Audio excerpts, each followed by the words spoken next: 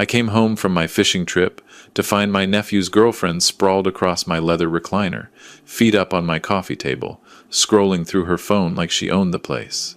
My nephew Marcus stood in the doorway with his arms crossed and said, "Uncle Rob, we need to talk. We're staying here now. Permanently." I didn't raise my voice. I didn't argue. I just looked at them both and thought to myself, they've picked the wrong old man to mess with. But before I tell you what happened next, I'd appreciate if you'd subscribe and let me know where you're watching from. I'm sharing this because sometimes the hardest lessons come from the people we trust most. Now, let me take you back to where this all started. My name's Robert Sullivan, though most folks around Vancouver still call me Sully from my days running the marina. I'm 67 now, retired going on 5 years. My knees complain when the rain comes in off the Pacific, and my hands aren't as steady as they used to be, but my mind's sharp as ever. Sharper, maybe. Because I've learned to notice things that younger people miss. I live in a 3-bedroom house in North Vancouver. Nothing fancy, but it's mine. Paid off 22 years ago. My late wife Caroline and I bought it back in '89, when you could still afford waterfront property on a working man's salary. She passed 6 years ago, cancer, and the house felt enormous after that. Too many rooms holding memories that echoed in the silence. Marcus is my sister Linda's boy. She died when he was 19, sudden aneurysm, and his father had never been in the picture. I stepped up because that's what family does. I helped pay for his trade school, got him set up with contacts at the shipyard, let him crash in my spare room during his apprenticeship. He was a good kid back then, quiet, respectful, grateful. Then he met Sienna. She appeared about 8 months ago, 26 years old, all Instagram poses and designer labels that didn't match her bank account. Marcus brought her to Sunday dinner, and I tried to be welcoming. Caroline always said I could be too quick to judge, so I gave her a chance. But I noticed things. The way she looked around my house, calculating. The way she touched everything like she was appraising it. The way she interrupted Marcus mid-sentence and he'd just shrink back and let her talk over him. 3 months ago, Marcus called me. His apartment building was being renovated, something about asbestos abatement, and they needed a place to stay. Just 2 weeks, he promised. Maybe 3 at most. I said yes because he's family, and the house had been too quiet for too long anyway. 2 weeks became a month. A month became 2. Every time I'd bring it up gently, suggest maybe they start looking for a new place, Sienna would find an excuse. The rental market's impossible right now, Uncle Rob. We're saving for a down payment. It'll go faster if we're not paying rent. Marcus just needs 1 more certification and then we'll have so many more options. I let it slide. I told myself I was helping. I told myself Caroline would have done the same. That was my first mistake. The second mistake was going on that fishing trip. My buddy Dennis had been planning this trip to Haida Gwaii for 2 years. 3 weeks of salmon fishing, camping under the stars, unplugging from everything. I almost canceled because something in my gut told me not to leave the house. But Dennis insisted, and I thought maybe I was being paranoid. Marcus had a key. He knew the alarm code. He'd take care of the place. I left on a Tuesday morning in early September. The drive up the coast and the ferry crossing gave me time to clear my head. By the time we were anchored in our first spot, rod in hand with the mist rolling off the water, I felt lighter than I had in months. For 3 weeks I had no cell service. Just the ocean, the fish, and old friends talking about nothing important. It was exactly what I needed. When I got back home on a Thursday afternoon, I knew something was wrong the second I pulled into my driveway. There was a different car parked where I usually put my truck, some beat-up Honda with expired registration. The lawn hadn't been mowed. The garden Caroline had loved, the one I still tended every weekend, was overgrown and littered with cigarette butts. I walked up to my front door and found it unlocked. Not just unlocked, but standing slightly ajar. The smell hit me first. Stale beer, old takeout, something sweet and chemical I couldn't place. I stepped inside and my heart sank. The living room looked like a fraternity house. Pizza boxes stacked on the coffee table. Empty beer cans everywhere. Dirty dishes covering every surface. My bookshelf, the one I'd built by hand with Caroline, had been shoved into a corner to make room for a massive TV I'd never seen before. Someone had mounted it right over the fireplace where Caroline's painting used to hang. I walked slowly through my own house like a stranger. The kitchen was worse. Dishes piled so high in the sink that some had tumbled onto the floor. The garbage was overflowing. Something in the fridge had gone bad enough that I could smell it from across the room. Then I heard voices upstairs. Laughter. Music playing. I climbed the stairs, each step making the old wood creak. The sound that had once been comforting now felt like a warning signal in someone else's territory. My bedroom door was open. I stood in the doorway and took it all in. The bed Caroline and I had shared for 33 years was gone. In its place was a king-sized monstrosity with black leather padding on the headboard, clothes scattered across it like a tornado had hit a laundry basket. My dresser, the oak one her father had made, was pushed against the wall and buried under makeup, hair products, and shopping bags. The walls had been repainted from the soft blue Caroline loved to a harsh gray. Our wedding photo was gone. The small shelf where I kept her favorite books was gone. And there, lounging on the bed like she was posing for a magazine, was Sienna. She wore a silk robe that probably cost more than my monthly utilities, scrolling through her phone. When she looked up and saw me, she smiled. Not a guilty smile. Not an apologetic smile. A smile that said she'd been expecting this. "Oh, Uncle Rob," she said, stretching like a cat. "You're back early. We weren't expecting you until tomorrow." I couldn't speak. My throat had gone tight. She sat up, completely comfortable, completely at ease.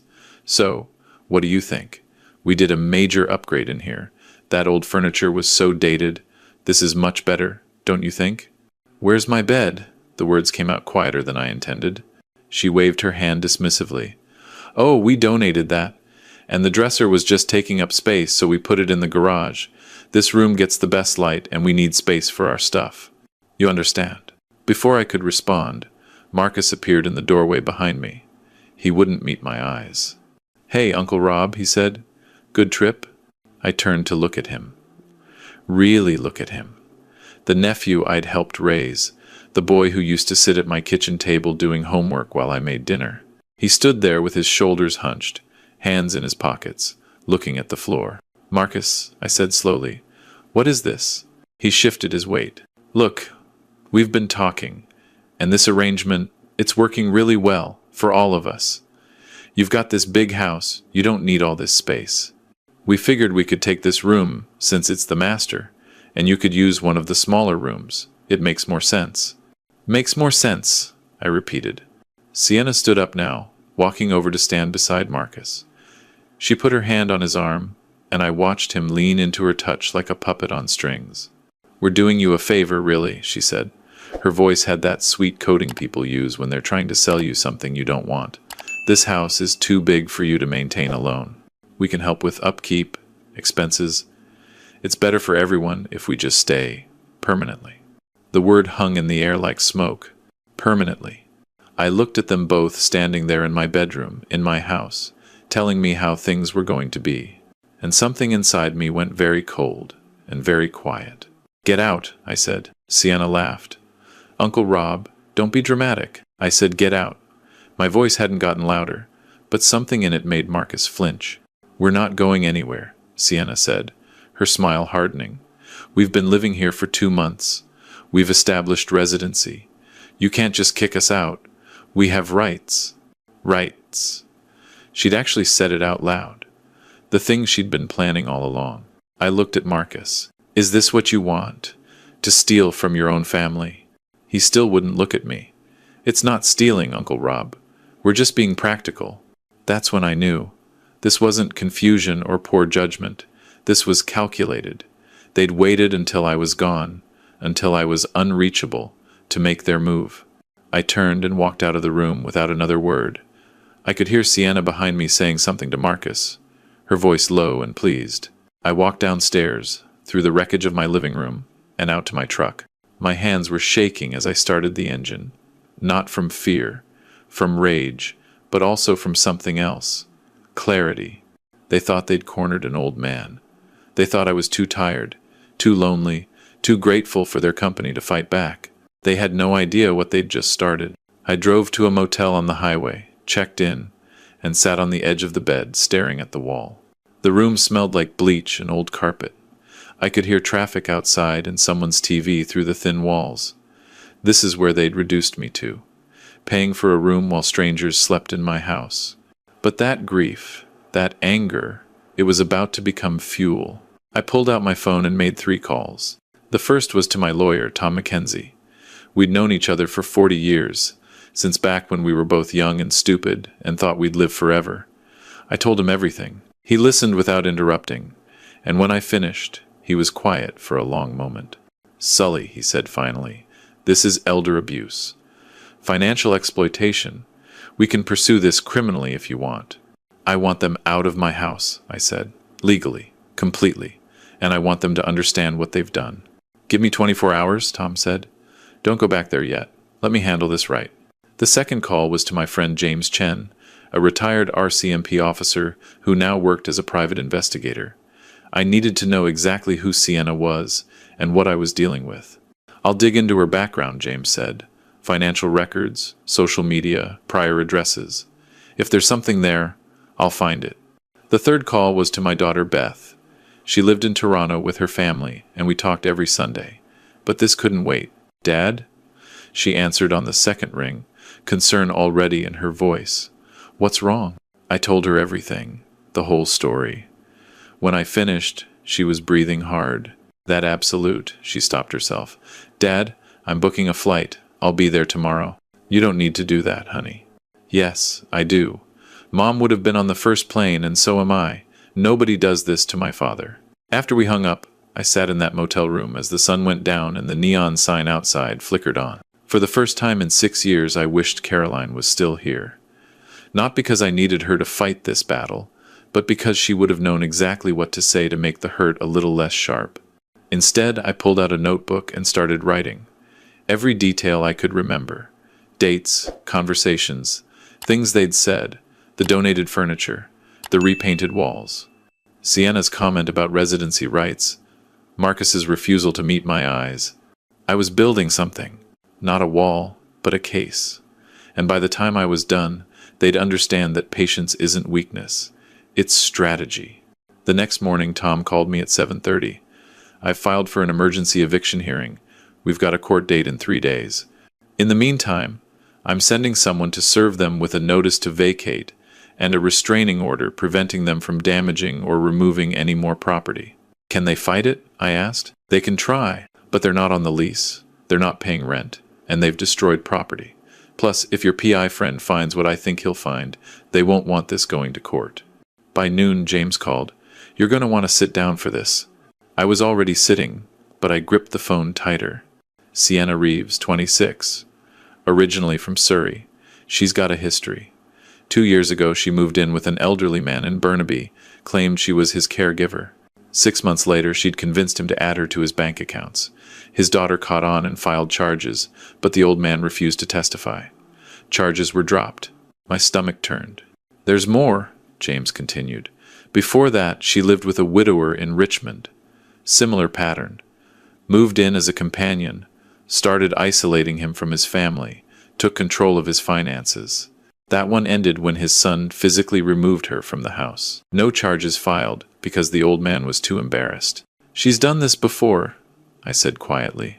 "At least twice that I can confirm. And your nephew Marcus? He's got debts, credit cards, personal loans, totaling about $43,000. They're drowning, Sully. Your house isn't just convenient. It's a lifeline."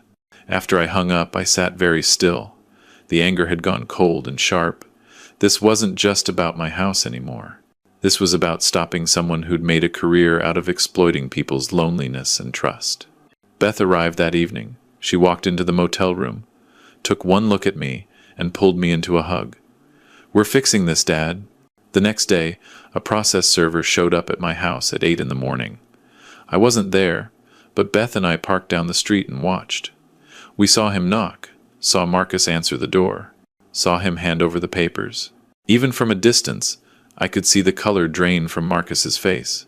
Sienna appeared behind him, grabbed the papers, read them. Then she looked up and down the street, like she was searching for something. For me, probably. "Good," Beth said quietly beside me. "Let her panic." The hearing was set for Friday morning. Tom told me to dress conservatively, speak calmly, and let him handle the legal arguments. You're the victim here, he said. Act like it. Thursday night, James called with one more piece of information. Sienna's been posting on social media. Photos of your house, calling it her new place, talking about renovations she's planning. She's even got a Pinterest board for the kitchen remodel. I've screenshot everything. Send it all to Tom, I said. Friday morning, I put on the suit I'd worn to Caroline's funeral. It still fit, barely. Beth straightened my tie and squeezed my hand. You've got this. The courtroom was small, utilitarian. Marcus and Sienna sat on the opposite side with a lawyer they'd somehow scraped together money for. Sienna wore a conservative dress and had her hair pulled back, trying to look respectable. Marcus looked sick. Tom presented our case methodically. The timeline of their stay, the damage to property, the donated furniture, the unauthorized renovations. He showed the judge Sienna's social media posts, her Pinterest board of renovation plans, the photos she'd posted calling my house hers. Then he dropped the bomb. Your Honor, Miss Reeves has a documented history of targeting vulnerable seniors. We have evidence of at least 2 prior incidents where she moved into an elderly person's home and attempted to take control of their assets. Sienna's lawyer objected, but Tom had the documentation. Police reports, witness statements, everything James had dug up. The judge, a woman in her 50s with steel-gray hair and no-nonsense eyes, looked at Sienna over her glasses. Miss Reeves, is this true?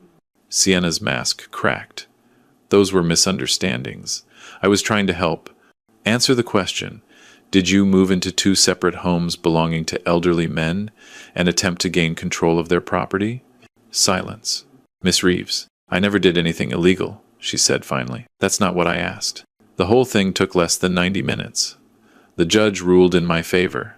Marcus and Sienna had 72 hours to vacate the property. They were prohibited from removing or damaging anything else. If they failed to comply, the sheriff would remove them by force. As we stood to leave, I looked across at Marcus. He was crying silently, shoulders shaking. Sienna had her arms crossed, jaw clenched, glaring at me with pure hatred. I felt nothing. No satisfaction. No vindication. Just tired. Outside the courthouse, Beth hugged me. It's over, Dad. Not yet, I said. That weekend, Beth and I went back to the house with a locksmith. We changed every lock, every window latch, the garage door code. Marcus and Sienna were there, packing. They wouldn't look at us. I walked through each room, cataloging what was broken, what was missing, what needed fixing. The list was long, but it was just stuff. Wood and paint and glass. It could all be repaired. In my bedroom, the one they'd claimed, I stood in the doorway and looked at the gray walls. Beth came up beside me. We'll repaint it, she said. Make it yours again. No, I said. I think I'll take the guest room. Fresh start. She looked at me, surprised, then nodded. Okay. On Sunday afternoon, Marcus came to the door one last time. He was alone. Sienna was waiting in their car, engine running. Uncle Rob, he said. His voice was hoarse. I'm sorry. I'm so sorry. I looked at him. The nephew I'd raised, the boy I'd loved like a son. He looked smaller now, hollow. Sorry, doesn't fix what you broke, I said quietly. I know. She made it seem like we were helping you, like you needed us, and then it got out of control, and I didn't know how to stop it. You knew exactly how to stop it, Marcus. You just didn't want to. He wiped his eyes. I'll pay you back. For everything. The furniture, the repairs, all of it. You're $43,000 in debt, I said.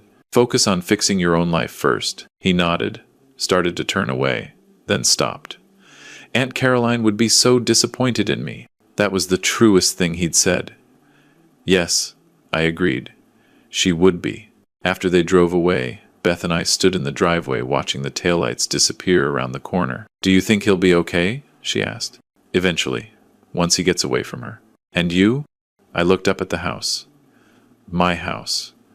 It was damaged, yes. Violated. But it was still standing. I'll be fine, I said. I always am. Over the next month, I repaired everything. I repainted the master bedroom myself, back to the soft blue Caroline had loved. I found our wedding photo in a box in the garage and rehung it. The furniture was gone, donated to God knows where, But Tom helped me file a claim against Sienna's few assets to recover some of the cost. James called me 6 weeks after the hearing. Thought you'd want to know. Marcus and Sienna split up. He moved back in with a buddy from the shipyard.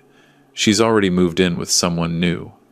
Another older guy, this time in Abbotsford. Did you warn him? I asked. Tried. He didn't want to hear it. Some people have to learn the hard way. I thought about calling Marcus, checking on him, but I didn't. Some bridges, once burned, can't be rebuilt. Maybe someday, but not yet. Beth came to visit for Thanksgiving. We cooked dinner together in my kitchen, the one I'd scrubbed clean and reclaimed. As we sat at the table, just the two of us, she raised her glass. To Mom, she said, and to you, for not letting them win. To Caroline, I agreed. Who would have handled this a lot better than I did? I don't know about that, Beth said. I think you handled it perfectly. You didn't let anger make you do something stupid. You used the system. You protected yourself. That's exactly what she would have done. Later, after Beth had gone to bed in the guest room, I sat on the porch with a glass of whiskey. The night air was cold and clean, carrying the salt smell from the ocean. The house was quiet behind me, but it was a good quiet now. Mine again. I thought about Marcus, about the nephew I'd lost to someone else's greed and his own weakness. I thought about Sienna, already moving on to her next victim. I thought about all the people who underestimate old age, who see gray hair and assume weakness. They forget that we got old by surviving, by learning, by becoming harder to break with each passing year. My phone buzzed. A text from an unknown number. Uncle Rob, it's Marcus. I left Sienna. I'm starting over. I know you won't forgive me, but I wanted you to know I'm trying to be better. I'm sorry for everything. I stared at the message for a long time. Then I typed back, good. Keep trying. I didn't say I forgave him. I didn't invite him back into my life. But I left the door open, just a crack, because that's what Caroline would have done. I finished my whiskey and went inside, locking the door behind me. The house settled around me, familiar creaks and sighs. In the morning, I'd have coffee by the window, like always. I'd tend Caroline's garden. I'd live my life in the home I'd built, the home I'd fought for. They'd tried to take it from me. They'd failed. And in that failure, they'd taught me something valuable. You're never too old to stand your ground. Never too old to fight back. Never too old to remind the world that respect isn't given based on age. It's earned through strength. I'd earned mine.